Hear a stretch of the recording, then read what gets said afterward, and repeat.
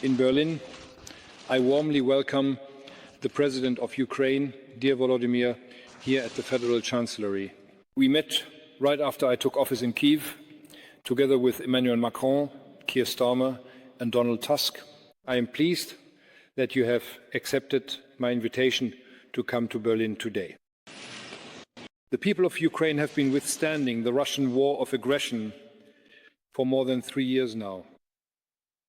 They are defending their lives, their country, and our shared freedom. At great sacrifice, they are also defending the security of Europe against Russia's militant revisionism. We empathize with the people, we empathize with you, dear Volodymyr, and we thank the people of Ukraine for what they are doing. We are helping the people of Ukraine, we will help the country, and we will continue to do so for as long as it is necessary. From our discussion today, we have identified 5 key points that I would like to briefly present to you. First, the war has changed the relationship between Germany and Ukraine. We have grown closer, not only as societies, but also as governments. Almost all ministers of the federal government are now working closely with their Ukrainian counterparts. We want to further strengthen this, and that is why, towards the end of the year, we will hold German-Ukrainian government consultations for the first time in many years. Second, of course, the Russian war of aggression has a decisive impact on the relationship between Kyiv and Berlin. But it must not overshadow everything. That is why we are thinking ahead together, looking toward a future beyond the war. Therefore, following this press statement, we will meet with representatives of German industry to discuss and exchange views on the economic opportunities for the future. The potential for closer economic cooperation between Ukraine and Germany is there. The topics are obvious: energy, infrastructure, construction, agriculture, mechanical engineering, medical technology, and many other sectors. We want to tap into this potential together in a spirit of partnership. Finally, ladies and gentlemen, thirdly, today we had an in-depth discussion on how we can advance diplomatic efforts towards a ceasefire. In this context, Volodymyr, you made it very clear. No one wants peace more than Ukraine itself.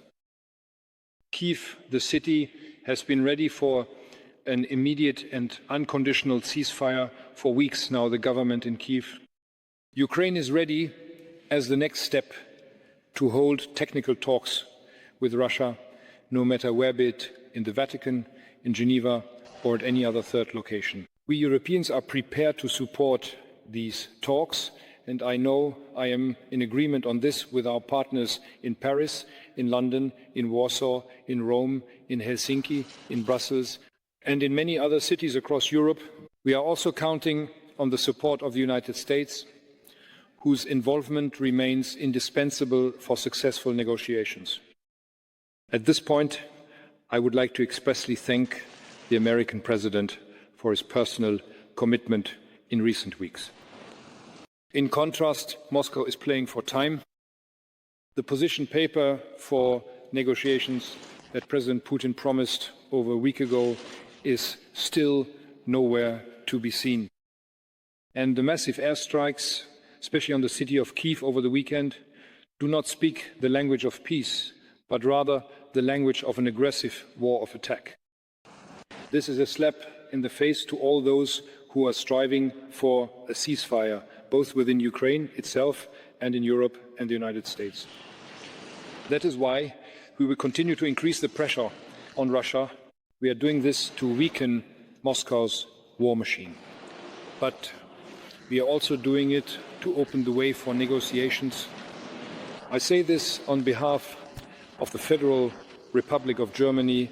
In this context, we will do everything to ensure that Nord Stream 2 cannot be put back into operation. Fourth, today we also discussed Germany's military support for Ukraine. I will stick to not going into details here, but I can say this much. We will continue our military support and we will expand it so that Ukraine can continue to defend itself against this Russian aggression now and in the future. And in this context, I want to highlight something new. We are financing a significant portion of the country's Starlink coverage, and our defense ministers will sign a declaration of intent today regarding the procurement of long-range weapons systems produced in Ukraine, so-called long-range fires. There will be no range restrictions in this regard. This will allow Ukraine to fully defend itself, including against military targets outside its own territory. This marks the beginning of a new form of military-industrial cooperation between our countries, which holds great potential. And finally, fifth, we carry out our joint work guided by a very clear compass. We want the weapons in Ukraine to fall silent. We want a lasting peace for Ukraine, and we want security for all of Europe. We want all of this in the closest possible partnership with our friends in Europe and the USA. Dear Volodymyr, once again, thank you very much for coming to Germany today. I want to thank you personally. I want to thank your country, thank your people, thank your government. I want to thank all those who have made this incredible effort over the past 3.5 years. And let it be said once again, we stand firmly by Ukraine's side. Thank you very much. Dear Friedrich, esteemed Chancellor, distinguished guests, respected journalists, thank you for today's talks. It is very important that we are truly working together to bring peace closer and to provide our people with greater security.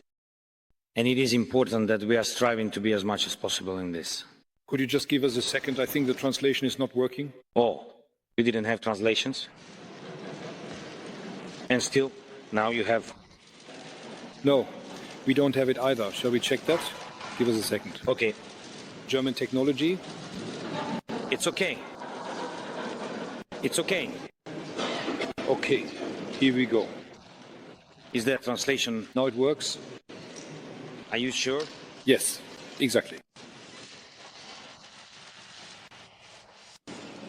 Dobre, Friedrich. Dear Friedrich, what did I just say? Well, Friedrich. I, dear Friedrich, Mr. Chancellor, esteemed guests, journalists, thank you. And thank you very much once again for your visit together with our friends. Your visit to Kyiv was very important. Support is important, and especially support for Ukrainians in Ukraine. It was an important signal. We talked about many things and reached many agreements. Today, our meeting is also very important and substantive negotiations. It is important that we are working together to bring peace closer and to help our people, to give them more security. We are trying to be as effective as possible in this. Germany is among the global leaders in supporting Ukraine and the rules-based world order. And the rules must be preserved so that normal life for people can also be preserved.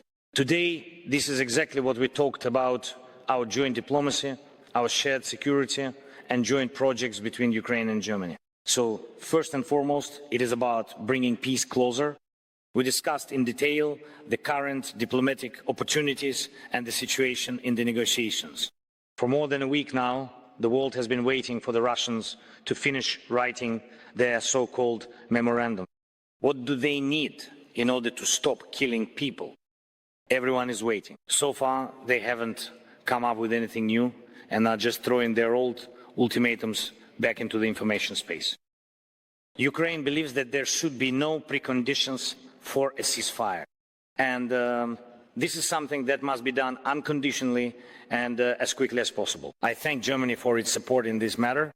We all must not forget what is the root cause of any aggressive war, including this war of Russia against Ukraine, against the people of Ukraine, is the utterly criminal desire to kill people and destroy lives. Russia must abandon this desire. And for this to truly happen, pressure on Russia is necessary. All forms of pressure that will force them to feel the consequences of this shameful action. That is why it is necessary to continue increasing sanctions against Russia for this war.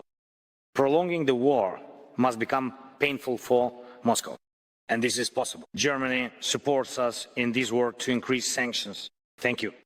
The second point is security. Germany has done a lot to strengthen our air defense and our defense forces. Thousands of lives have already been saved because of this. You all see what Putin is doing. Every night there are massive attacks by strike drones. The Russians are using dozens of cruise missiles, ballistic missiles, and hundreds of drones. That is why, just to protect lives in our cities, we need constant support with air defense systems. Right now we have very important agreements with Germany regarding air defense, which are extremely important for us.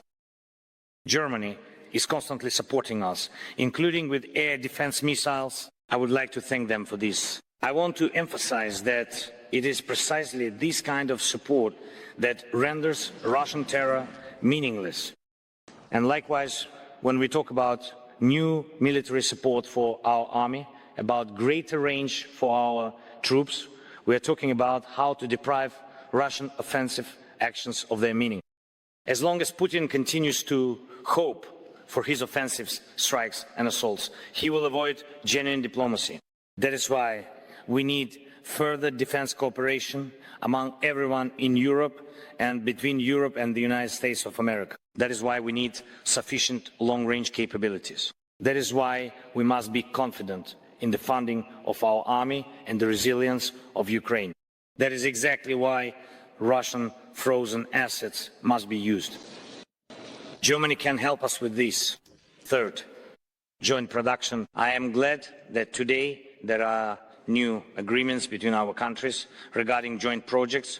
We will not disclose all the details publicly, but today we have reached agreements on investments and production in Ukraine, primarily of weapons. This includes the production of drones. This is what allows us to protect the lives of our soldiers most effectively. Representatives of our governments have also signed agreements on our cooperation on the construction and development of production facilities. Today, together with Friedrich, with the Chancellor, and with representatives of German business, we will be meeting. For us in Ukraine, it is fundamentally important that German companies are just as significantly involved in the reconstruction of Ukraine as Germany is significantly supporting our defense during the war. Today we agreed, as Friedrich has already mentioned, to resume the work of the intergovernmental Ukraine-Germany format at the level of President and Chancellor, so that our joint results will be significant. Thank you, Friedrich. Thank you, Germany. Glory to Ukraine. You are about to hear a segment spoken in a foreign language. This part is included to provide authentic context or to illustrate a specific point. Yes. Good afternoon. Mr. Chancellor, what is happening now with Taurus? You advocated for it so strongly while in the opposition. We, as the Ukrainian press in Berlin, actually thought it was only a matter of time. Would you be able to push it through in this coalition? Will we find out about it? I pointed out that this afternoon there will be a declaration of intent between the two defense ministers to work more closely together in this area. We want to make long-range weapons possible. We also want to enable joint production, and we will not discuss the details publicly, but instead we will intensify our cooperation. But above all, we will strive to equip the Ukrainian army with every means possible that truly gives them the ability to defend their country successfully. And that is what we are also discussing and deepening intensively in our talks with each other.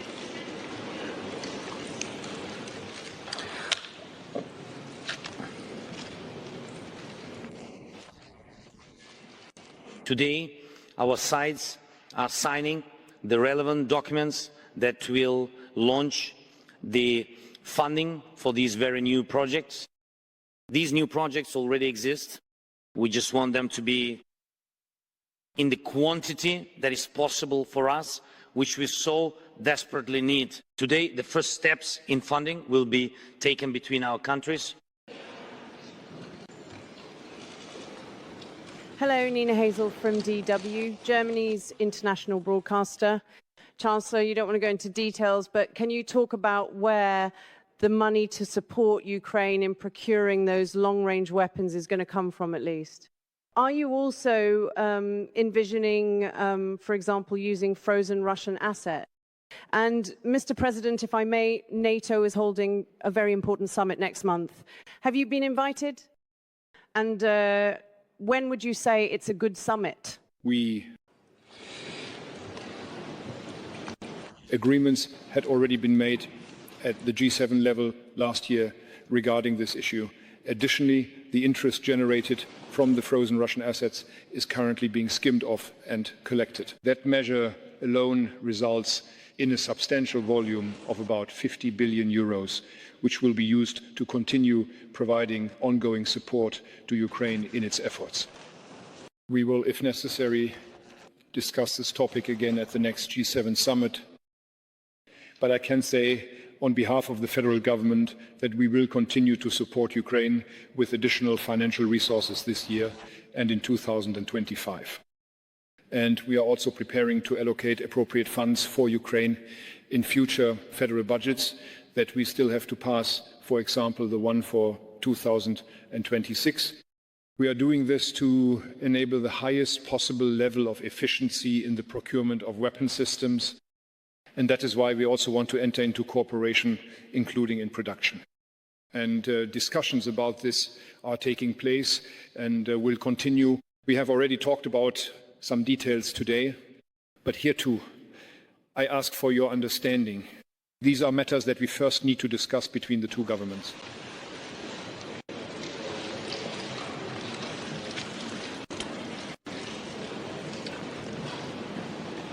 We have received signals from partners regarding Ukraine's participation in the NATO summit. But like you, we would like to have a completely open conversation with our partners. It's important what kind of participation and what result for Ukraine of participation in this summit. I think it is right and fair, in my opinion, that if Ukraine is not present at the NATO summit, it will be a victory for Putin, but not over Ukraine, but over NATO. So the decision is up to our partners.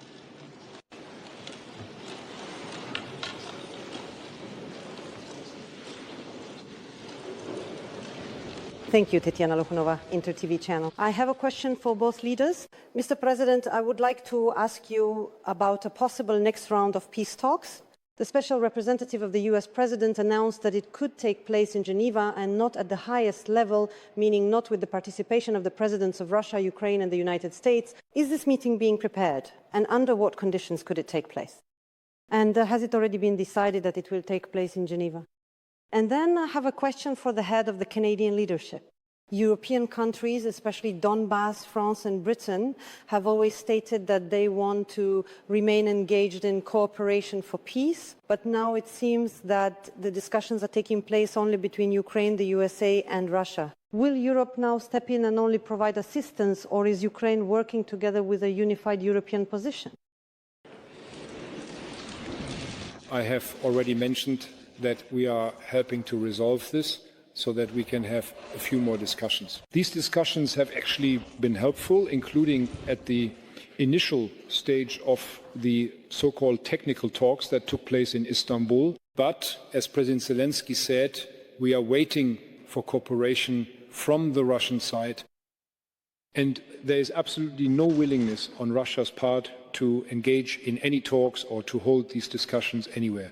I am very grateful to President Zelensky for even saying that he is ready to talk without any preconditions. And of course, we are helping so that from the European side, we can participate in these discussions. We are cooperating with the American side as well, but it is important that overall, and I want to emphasize this again, in recent days and weeks, there has been a complete lack of diplomatic efforts to engage in dialogue. Anyone who now seriously believes that we have not done enough in terms of diplomacy should not consider these last 3 weeks. In this war, in this conflict, in this war, from the European side, there has not been any. And in very bitter talks with President Zelensky, in bitter talks with President Trump, I hope that Russia will pay the price. And that they, in our language, when it comes to negotiations,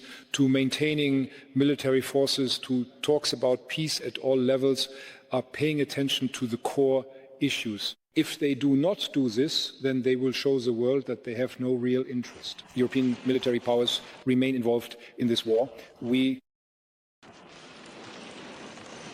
want to end the war. We want to do everything so that the whole world forces Russia to end the war. We are definitely working in alliance. As Friedrich said, we are constantly talking. We are very public. We talk about it not because there are any secrets between us, but simply because we have a lot of communication among ourselves. Sometimes we don't even make our conversations public. Between us, between Ukraine, the EU, Europeans, many countries and the United States, we talk about this every day. And already, in other words, there is no dogma about the platform. The only dogma is the result, ending the war. That is what we want. That's why we are open to any format, so that Russia once again cannot say, oh, we don't really want this now. You see what accusations there are. We don't really want this to be something imposed by Western countries, by the Vatican or Geneva, or maybe Istanbul again, or maybe not Istanbul. They will constantly look for reasons not to end the war, although, to be honest, it doesn't look very serious. They don't want neutral Geneva, but they want a NATO country, Turkey. So, you see, the issue isn't about which country it is or which alliance it belongs to. The issue is solely about the path. It's solely about their delaying tactics.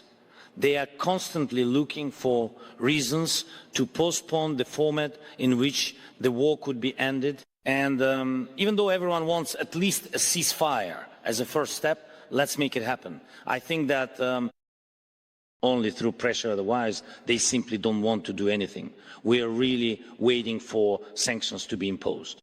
We were really waiting for them to present their agenda, to say what they needed is a ceasefire and then an agenda for the leaders' meeting. We waited for this before the exchange. Then they said the agenda or memorandum, whatever they came up with, would come immediately after the exchange. But after the exchange, we never received anything outside, together with the Russians.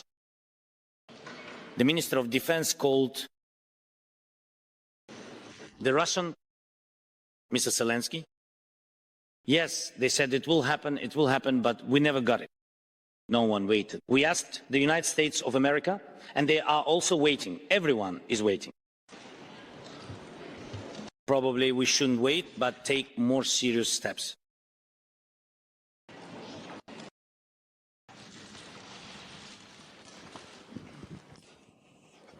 Mikhailo Fischer, Donetsk Press Agency. Dear, if you were in Kiev in August, then you were perhaps unknowingly participating in the sanctioning of the Russian government simply by being present during that significant time. President, you gave him an ultimatum without any room for negotiation. You made it clear that he had to make a choice. The deployment of large troops in Ukraine. What does this concern? Does it concern financing, or does it relate to the production of components or technical support through the military industry or even through the Bundeswehr on site? And Mr. President, about the sanctions, how do you explain that these additional sanctions which were called for in Kyiv have still not been implemented? And also about large troops when they are in Ukraine, you don't have the opinion that there will be no COVID sales in Ukraine. How should you respond in the event of such steps from European or American partners? In other words, is it only about tourists in Fischer? We are with our visa to 2.5 days ago in Kiev. The 17th package of European Union sanctions was established. This happened over the course of a week. It was carefully prepared for a long time. The absence of this sanctions package was in fact a result of our age, and therefore I believe there was no reason for the Russian side to come to this military confrontation, as this sanctions package was missing. At the same time, the 18th sanctions package is already being worked on. We are having discussions about this with America. You know that the administration and the American Congress are engaged in intensive dialogue about other sanctions from America. We are maintaining these discussions, and they are also taking place intensively with my counterpart. And thirdly, today we are taking the first step in the established cooperation regarding the extension of long-term military support with Ukraine, between the Dnipro and Ukraine, and this will be cooperation also at the industrial level, which can take place both in Ukraine and in the Dnipro. We will not provide any further details unless we have something else to announce. But keep in mind that the Russian side's refusal to engage in dialogue, their refusal to acknowledge their losses, this has consequences. And we are working on these consequences every day using the 3 methods I have already mentioned, as well as others. That is, from what I have seen in my lifetime, Russia's recovery is not as it seems. The most important thing is to do it right. We are actively, we will do some more repairs.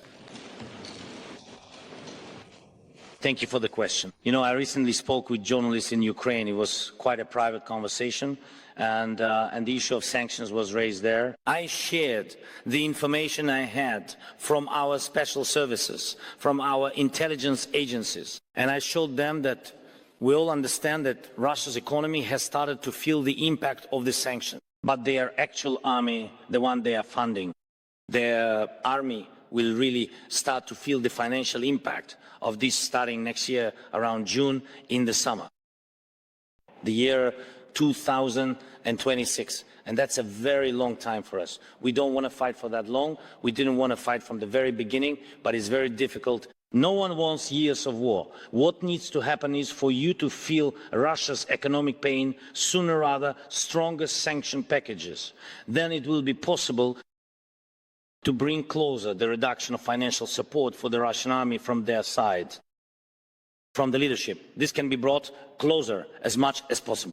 The introduction of stronger sanctions on Russian energy, on components from many countries, including Western countries, and there's also the private sector there, which supplies components for the production of Russia's long-range weapons.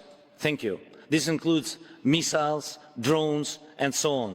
And for this, strong sanctions need to be imposed.